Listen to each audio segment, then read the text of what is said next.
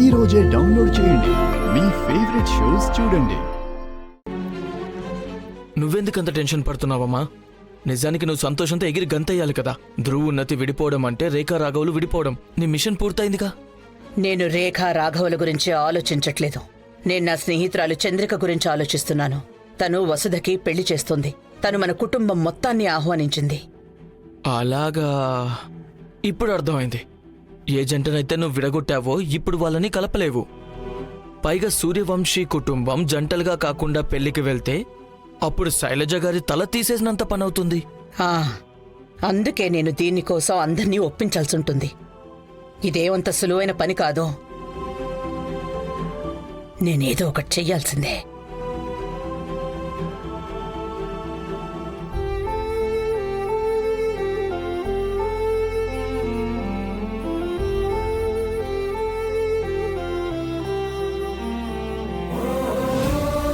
నాకు నీ నుంచి డివోర్స్ కావాలి. నేను నీకు పేపర్స్ పంపిస్తాను. సో వీలున్నంత తొందరగా సైన్ చేసి.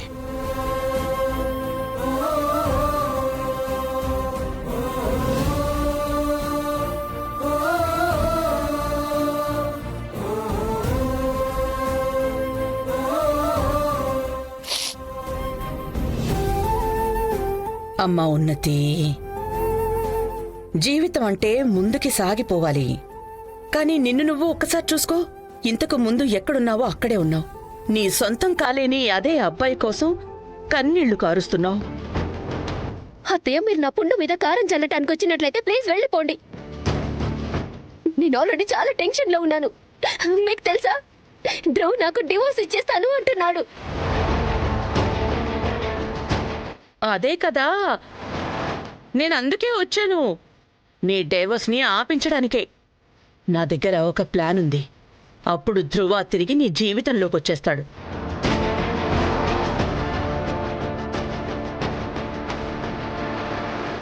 ఏం ప్లాన్ అత్తయ్య? నేనెలా చెప్తాను, సరిగ్గా అలాగే చేస్తావా?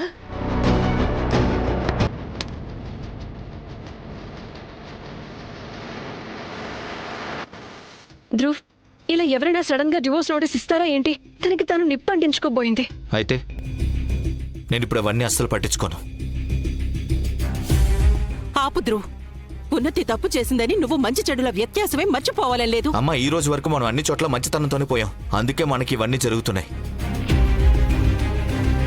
ఆ అమ్మాయి మనల్ని మోసం చేసింది. మీకు అది కనిపించట్లేదా?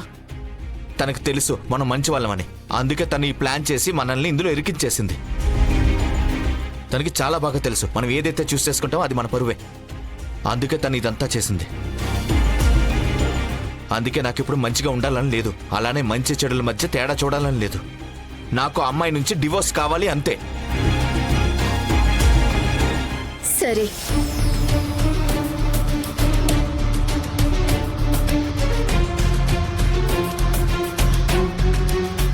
కానీ నాదొక షరతు. నీకు అసలు ఎంత ధైర్యం ఉంటే మళ్ళీ ఇక్కడికి వస్తావు? ఉన్నతి,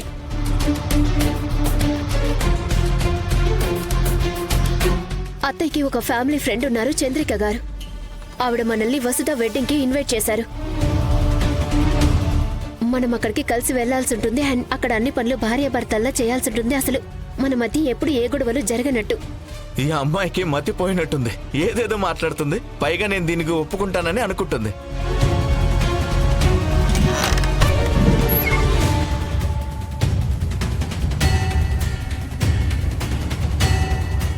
నువ్వు గనక ఇప్పుడు నేను చెప్పినట్టు చేస్తే నేను నీకు డివోర్స్ ఇచ్చేస్తాను.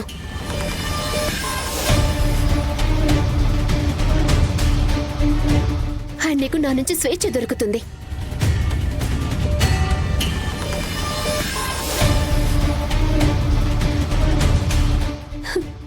మరైతే నీ సమాధానం ఏంటి ధ్రువ్?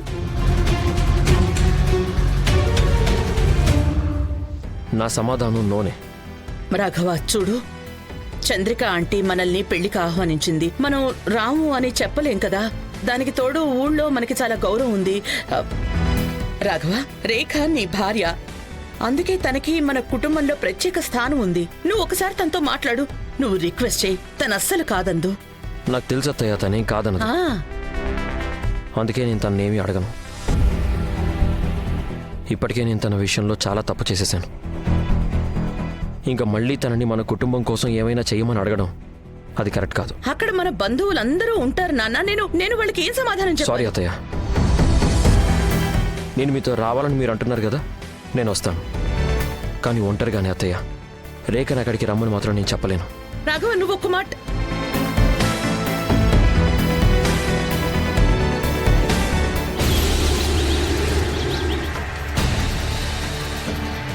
అత్తయ్య, ఉన్నతి, ధ్రువ ఒప్పుకున్నాడు కదా? లేదత్తయ్య, హ? డివోర్స్ కి బదులు పెళ్లికి వెళ్ళాలనే మీ ప్లాన్ ఫెయిల్ అయిపోయింది. ధ్రువ్ నన్ను ఎంతలా హేట్ చేస్తున్నాడంటే 5 నిమిషాలకి కూడా తను నా భర్తలాగా నాటకం ఆడలేనంటున్నాడు. తనకి కావాల్సిందే తనకిచ్చేస్తానని చెప్పినా సరే.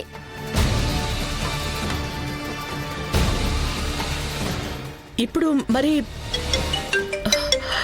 చంద్రిక ఆంటీ ఫోన్ చేస్తున్నారు.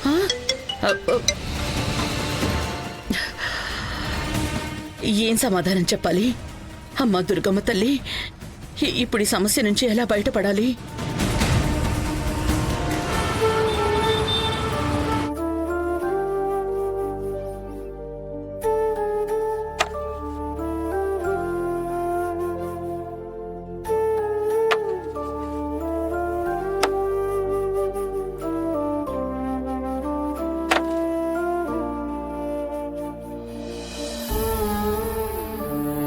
నువ్వు నా జీవితంలో మొదటి అండ్ ఆఖరి ప్రేమవి. ఐ లవ్ యూ ఉన్నతి.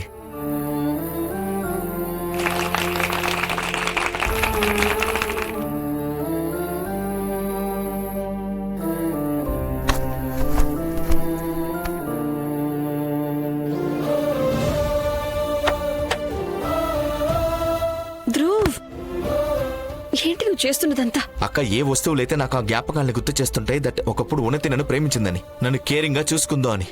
అది కూడా దేనికి? ఆ ద్రోహాన్ని దాచడానికి. నేను అవన్నీ మార్చేయాలనుకుంటున్నానక్క. నువ్వు ఈ రోజు కూడా తన ధైర్యాన్ని చూసావా? నన్ను తనతో పాటు పెళ్లికి తీసుకువెళ్ళడానికి, డివోర్స్ ఇవ్వడానికి కూడా సిద్ధపడింది. ఈ డబ్బున్నోళ్ళు ఎలా ఉంటారో కదక్క. వీళ్ళకి ప్రతి బంధం ఒక డీల్ లాగే కనిపిస్తుందేమో. ధ్రువ్ ప్లీజ్ కొంచెం కామ్ అవ్వు. ఇవన్నీ చేయటం వల్ల ఏ ప్రయోజనం ఉండదు. ఒకవేళ నీ కోపంగా ఉంటే ఉన్నతితో మాట్లాడు. తనకు అర్థమయ్యేలా చెప్పొద్దని అర్థం చేసుకో. ఇలా నీ బాధ అయితే ఏం తగ్గదు ధ్రువ్. చూడు ధ్రువ్, నీలో కోపాన్ని దాచుకోవడానికి బదులు ఆ కోపాన్ని చూపించే నువ్వు. తను అర్థం చేసుకుంటుందని నీకు అనిపిస్తుంది అక్క? అస్సలు అర్థం చేసుకోదు.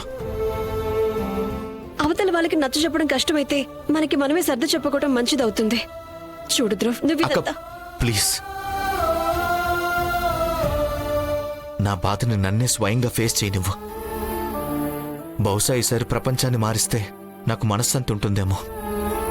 అండ్ నా మనసుకి ఏదైతే గాయమైందో అది నయం అవటానికి చాలా టైం పట్టేస్తుంది అక్క. ధ్రువ్,